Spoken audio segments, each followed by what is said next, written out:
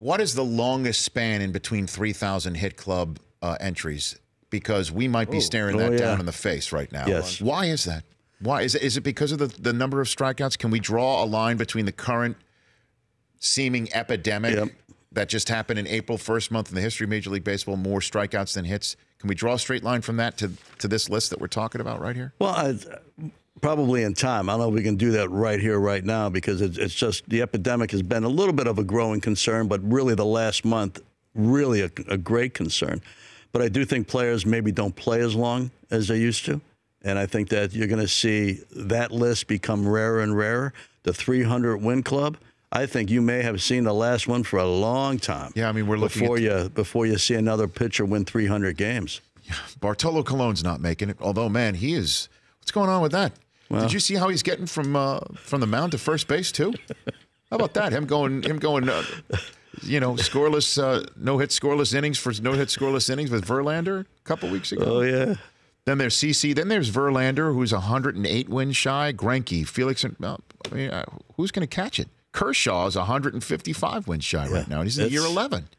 He's one of the best pitchers in the era, and still not halfway there. Now the reason for that is what? Lack of complete games, or this whole business of, or is it the metric of taking pitchers out because they just happen to be in the third go round of the batting order? I think all of it adds up. All of it adds up to less wins.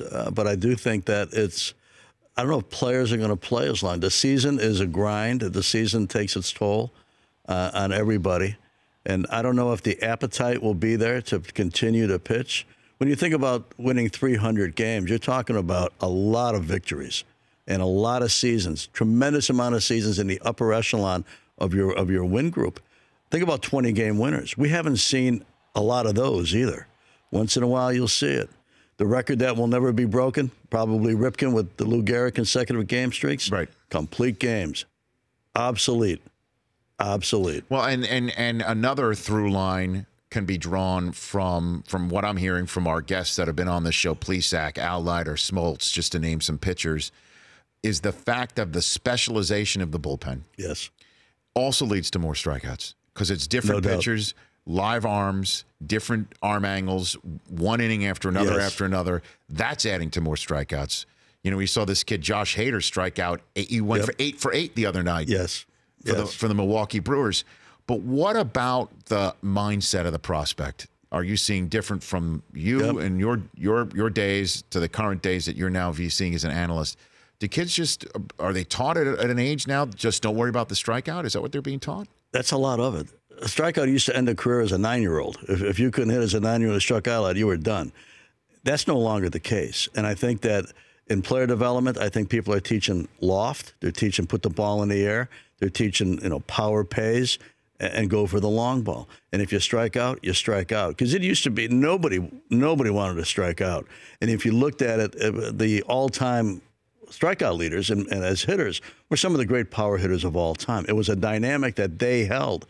But now as you look at who leads leagues in strikeouts and who strikes out a lot, it's a 6th hitter. It's a 7th hitter. It's not the 3, 4, 5 guys. It's pretty much all the way up and down that lineup. I think kids are taught different. I think the emphasis is on power more than putting the ball on play. And you rarely see a hitter with a 2-strike approach. You used to always see hitters choke up, go to right field, at least make contact, move a runner along, make it a productive out. You don't see a lot of that. You'll see it once in a while with some of the greats, but you don't see it as a integral part of a strategic mind of a hitter. So how much is analytics playing a role in this? It could play a big role in it. There's numbers that say that you're going to score X number of runs by putting the ball in the air. That's how to do it. It could be that, but I do think that there's one thing worse than a strikeout in the game. Well, kind of two, a triple play, but really a double play, because a strikeout gets you nothing. And I mean, when you flip it, and you talked about the relievers that some of those pitchers brought up, the idea that you could come in and get a strikeout sometimes is necessary. As a relief pitcher, you don't need a fly ball. You don't need a ground ball in the hole or something that can drive a runner in or move a runner along. You need that strikeout. So I think it plays into that role, too, because the bullpens are different. and they are better. Years ago, you had a starting rotation and a closer. Then a setup guy became the next level. Then a left-on-left guy. Then maybe a lefty setup guy. And so little by little, you've crawled this back. But as you put together your pitching staff, your 12th or 13th pitcher are typically the ones that are borderline that are going to be interchangeable as time goes on. If they're going to stick in the show, they're going to have to strike guys out. Well, Ned Colletti here on the Rich Eisen Show. What can be done about it? Because something has to be done. Because to me, and I said this many times, and I'll say it again with you here, baseball has to realize, forget time of game. I would rather see a ton of hits and it takes 3 hours and 20 minutes. I really would. Than to see what I saw with the Yankees and the Astros the other night, which was no score at all. 28 of the 54 outs in the game were strikeouts. More than half were strikeouts. And I would rather see something fixed with the strikeouts because you're seeing no action at all, zero action, and that's a problem in the 21st century. We all need to see something. So what should baseball do? And I will then give you a suggestion that I had to bounce that one off you. What should baseball do for a fix? Philosophies are tough to change, and I think they can only change when there's such mounting evidence that it's hurting your club, hurting your organization. I think then it changes back. But until that point, I think everything will stay the way it is and may get worse. It's sad to see, it's sad to talk about, or it's against my traditional belief on how the game is best played. But I think until teams lose so much because of a philosophy that's in place, like swing hard and try to loft exit and get launch angle, and we're going to live on exit velocity. Until that is a philosophical change because your team is losing 90 to 100 games a year with that philosophy, I think it stays and it runs its course. Well, how about getting rid of the shift? Make it, because football, just to use the analogy, football has changed some rules to benefit the offense, more scoring, defensive penalties, and they put the onus on the defense quite a bit to keep your hands off of receivers. Can't hit the quarterback in a certain way. Can't touch a receiver in a certain way. Scoring goes up. More and more people are enjoying fantasy football in that regard, potentially. What about removing the shift and making it easier to get singles, doubles? I go back and forth on it. The shift it used to be rare that you'd ever see a shift. I knew Lou Boudreau, who allegedly had the first shift against Ted Williams 60, 70 years ago, and it was rare you'd ever see it. Now you see it every game. I go back and forth on it because I do think it's a little bit overdone, but there is a way to break it too. They have not made the playing field, fair territory, less square footage. As a hitter, if you're a left-handed hitter and they got everybody over to the right side, you got to hit the ball down the left field line or bunt the ball down the third base line. Do that.